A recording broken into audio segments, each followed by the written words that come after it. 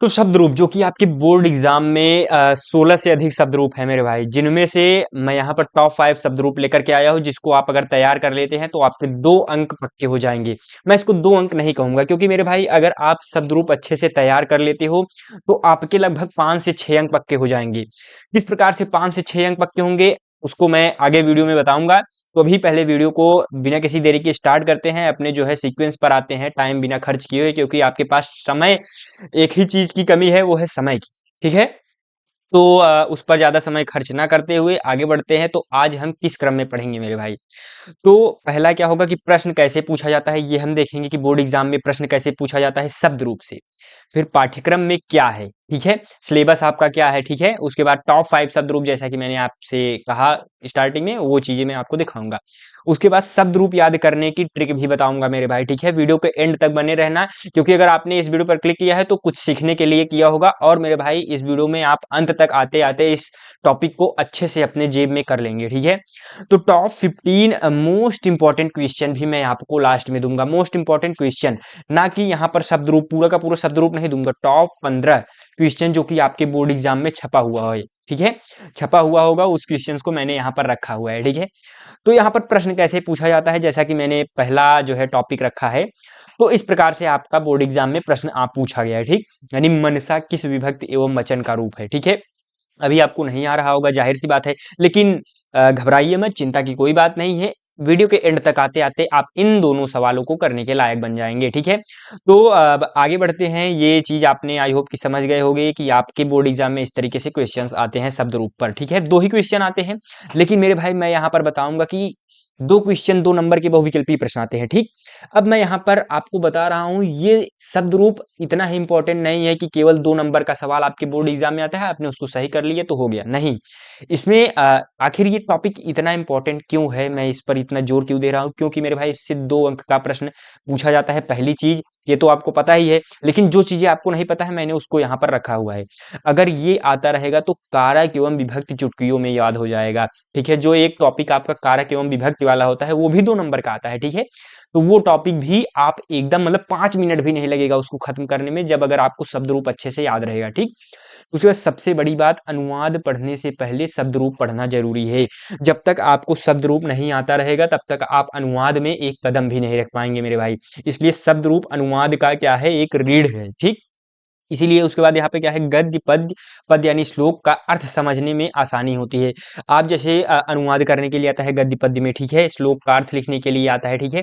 ये सारी चीजें आती है मेरे भाई, इसको आप तभी सॉल्व कर पाओगे जब आपको शब्द रूप आता रहेगा, ठीक है। तभी आप उसका सही अर्थ निकालोगे और आप अपने बोर्ड एग्जाम में अच्छे से लिखोगे। और अतः यह टॉपिक संस्कृत की रीढ़ है मेरे भाई, यानी संस्कृत की रीढ़, यानी कहने का मतलब मोस्ट इंपॉर्टेंट टॉपिक ओवरऑल, ठीक। तो ये 5 पॉइंट्स मैंने यहाँ पर रखे हैं कि आखिर ये टॉपिक इंपॉर्टेंट क्यों है। अब अगले टॉपिक पर आते हैं कि कक्षा 10 यूपी बोर्ड शब्दरूप का पाठ्यक्रम, जैसा कि हमने आपको स्टार्टिंग में दिखाया कि पाठ्यक्रम भी हम देखेंगे। तो ये आपका सिलेबस है।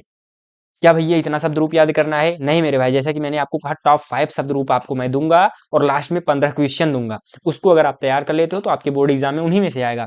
हालांकि मैं यहाँ पर आपको सिलेबस दिखा दे रहा हूँ, ये और ये यानी पुल्लिंग में ये है पितृ भगवत गो करिन राजन है, स्त्रीलिंग में नदी धेनु वधु सरित है, नपुंसक लिंग में वारि मधु नामन मनस किम यद अशद, ये चीजें हैं, ठीक है। और मेरे भाई लास्ट में जैसा कि मैंने आपको कहा था ट्रिक भी बताऊंगा, तो ये सभी आपको आसान लगने लगेंगे, बजाय इसके आप जो है स्टार्टिंग से मतलब पूरा एंड तक वीडियो देखिए, मेरे ये कहने का मतलब है। तो टॉप 5 शब्द रूप पर आइए चलते हैं, अपना नेक्स्ट जो है क्वेश्चन था जो कि, तो यहाँ पर मेरे भाई टॉप 5 शब्द रूप में पहला शब्द रूप जो कि most most most very most important शब्द रूप है, ऋकारांत पुल्लिंग पितृ शब्द, ठीक है, जो कि पहला ही है आपका। इसमें देखिए लगभग 12 ये बोर्ड एग्जाम में आया हुआ है, 2024 में भी आया है, 2025 में भी आया है। तो ओवरऑल ये इंपॉर्टेंट टॉपिक है, और बाकी 2022-23 में तो पूछा ही गया है। तो अभी इसको आपको याद नहीं होगा, ठीक है। याद कैसे करना है, जैसा कि मैंने आपको ट्रिक भी बताया याद करने का, बताऊंगा वीडियो में आगे। तो अभी आगे आप बस वीडियो को कंटिन्यू करते रहिए, ठीक है। कुछ ये इंपॉर्टेंट टॉपिक है, अगर याद है तो मेरे भाई बहुत अच्छी बात, नहीं याद है तो कोई बात नहीं, आगे मैं इसको दिखाऊंगा कि आपको किस तरीके से याद करना है, ठीक है। अब यहाँ पर दूसरा मेरे भाई ये राजन वाला जो टॉपिक है, यानी राज्ञा राजा कह सकते हो, ठीक है। राजन मतलब राजा, जो राजा वाली मतलब पुल्लिंग है पहली चीज, और नकारांत पुल्लिंग शब्द है मेरे भाई, ये क्या कहते हैं, मोस्ट इंपॉर्टेंट टॉपिक है, ठीक। ये पहला मोस्ट इंपॉर्टेंट है, उसके बाद पिता वाला, ठीक। उसके बाद तीसरा इकारांत स्त्रीलिंग में नदी, ठीक है, ये तीसरा मोस्ट इंपॉर्टेंट टॉपिक है मेरे भाई। ये तीनों तो टॉप लेवल के हैं, अगर इसको तैयार कर लेते हो तो निश्चित जाहिर तौर पर जो 2 अंक के सवाल आते हैं उनमें से एक सवाल तो इसी में से आएगा, ठीक। और बाकी के जो एक सवाल होगा वो इसमें से भी आ सकता है और मेरे भाई या तो इसमें से आ सकता है। अभी भैया बस यही याद दिखा रहे हैं, मोस्ट इंपॉर्टेंट बता नहीं रहे हैं कि कैसे पढ़ना है, क्या पढ़ना है, याद कैसे होगा इतना इतना सारा, ठीक है। तो मेरे भाई इसको याद करने के लिए मैं बताऊंगा, पहले आप देखिए समझिए कि इंपॉर्टेंट क्या है मेरे भाई। आप देख सकते हो कितनी बार पूछा गया है, देखो 19 में, 20 में, 23 में, उसके बाद यहाँ पर 18 में, 23 में, 24 में, 25 में भी आया है, ठीक। तो इंपॉर्टेंट है एट द एंड ये टॉपिक।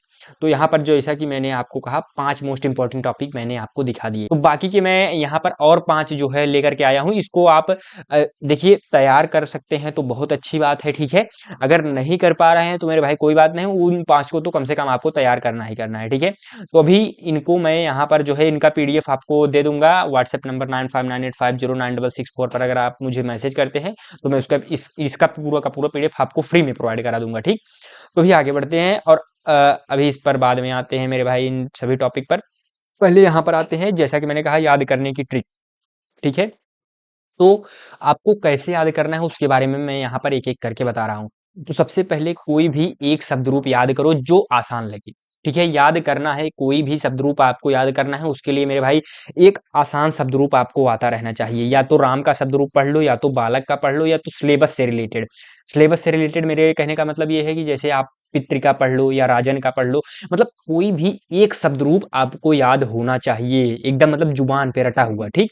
जब आप उसको पढ़ लोगे ना मेरे भाई, तो ये जो यहाँ पर ये विभक्ति देख रहे हो, तृतीया विभक्ति बहुवचन, चतुर्थी विभक्ति बहुवचन, उसके बाद ये तीनों देख रहे हो, ये लगभग सब में कॉमन होता है। बालकाभ्याम, बालकाभ्याम, बालकाभ्याम, बालकेभ्यः, बालकेभ्यः, ठीक। इस प्रकार से मतलब इतना ईज़ी हो जाएगा आपके लिए, ब बजाय इसके आपको केवल और केवल एक शब्द रूप याद करना है। ये पहला पॉइंट याद करने का ट्रिक है, ठीक। तो पहले आप एक शब्द रूप अच्छे से याद कर लेंगे, ठीक। अब उसके बाद क्या करना है, दूसरा पॉइंट, याद करने के बाद डेली 15 मिनट में एक शब्द रूप पढ़ो, याद करो और लिख कर देखो। यानी जैसा कि मैंने आपको बताया 5 शब्द रूप मोस्ट इंपॉर्टेंट, ठीक है। तो आप 5 में से क्या करिएगा मेरे भाई, 5 में से केवल और केवल जो है आपको पहले एक शब्द रूप आपने अच्छे से मान लीजिए याद हो गया, ठीक। पहला पॉइंट आपने कर लिया। अब याद करने के बाद आपको 15 मिनट निकालना है डेली।